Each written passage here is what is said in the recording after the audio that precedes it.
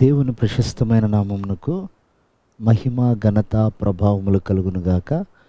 వీక్షిస్తున్న మీ అందరికీ మన ప్రభువైన యేసుక్రీస్తు నామములో శుభాభివందనాలు తెలియజేస్తున్నాను. ఈరోజు మన దేవుని వాగ్దానం కొరింథీయులకు రాసిన 2వ పత్రిక 9వ అధ్యాయము 6వ వచనం. సమృద్ధిగా విత్తువారు సమృద్ధి పంటను కోయుదురు. ప్రియమైనటువంటి దేవుని సంగమా, సమృద్ధిగా విత్తువారంటే నాటువారు. చూడండి, ఒక పొలాన్ని సమృద్ధిగా నాటితే సమృద్ధికరమైన పంటనిస్తుంది. అదే భూమి విశాలంగా ఉండి సగం వరకే విత్తితే సగం పంటే మనం కోస్తాము.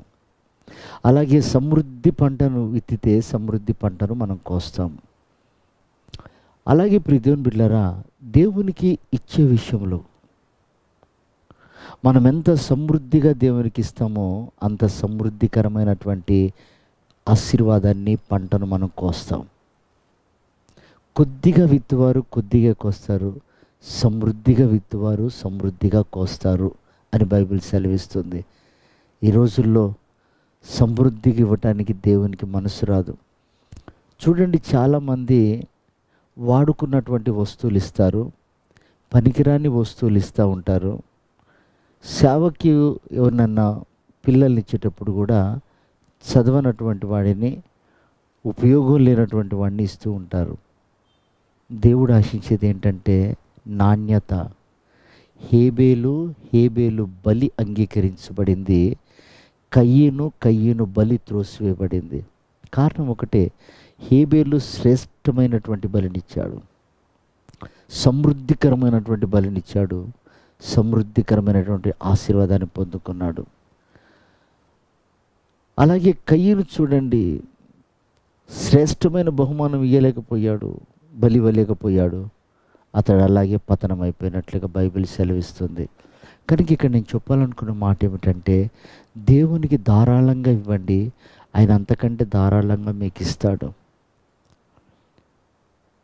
ఆయన సన్నిధిలో మీరు ధారాళంగా గడపండి, ఆయన మీకు అంతకంటే అధిక సమీపంగా ఆయన వస్తాడు. చూడండి, యోనాతాను దావీదు మనసట వారిరువురిది పెనవేసుకుపోయింది అని ఉంది బైబిల్లో. అంటే కలిసిపోయిందట. మీ దేవుడైన యెహోవాను మీరు ఎల్లప్పుడూ హత్తుకొని ఉండండి అని ఉంది. అంటే ఏకము కలిసి అలా ఉన్నప్పుడు ఆత్మ సంబంధమైనటువంటి అనుభవాలు సమృద్ధిగా మనం పొందుకుంటాం. ఆత్మ సంబంధమైనటువంటి ఆశీర్వాదాలు మనం సమృద్ధిగా పొందుకోగలుగుతాం. కనుక ప్రియమైన దేవుని బిడ్డలారా, దేవునికి సమృద్ధిగా ఇచ్చి అంతకంటే 200 సమృద్ధిని మనం పొందుకుందాం. అది ఏదైనా కానివ్వండి. ఆయన మనం ఎంత ఇస్తే అంతే ఇచ్చేవాడు కాదు, అంతకంటే ఎక్కువ ఇచ్చేవాడు. కనుక ప్రియ దేవుని బిడ్డలారా, ఈ దినం ఆయన మనల్ని ఏమడుగుతున్నాడు? నీ హృదయాన్ని నాకు ఇమ్ము అంటున్నాడు. సగం సగం కాకుండా సమృద్ధిగా హృదయాన్ని ఇవ్వండి. ఆయన అంటాడు, గిన్నె నిండి పొర్లునంతగా నీకు నేను అభిషేకాన్ని ఇస్తానన్నాడు, ఆనందాన్ని ఇస్తానన్నాడు. కనుక దావీదు అలా పలికాడు, ఆయన గిన్నె నిండి పొర్లుతుంది అన్నాడు. నువ్వు ఇచ్చి చూడు, ఆయన దీవెనలు ఏంటో మనకు తెలుస్తుంది.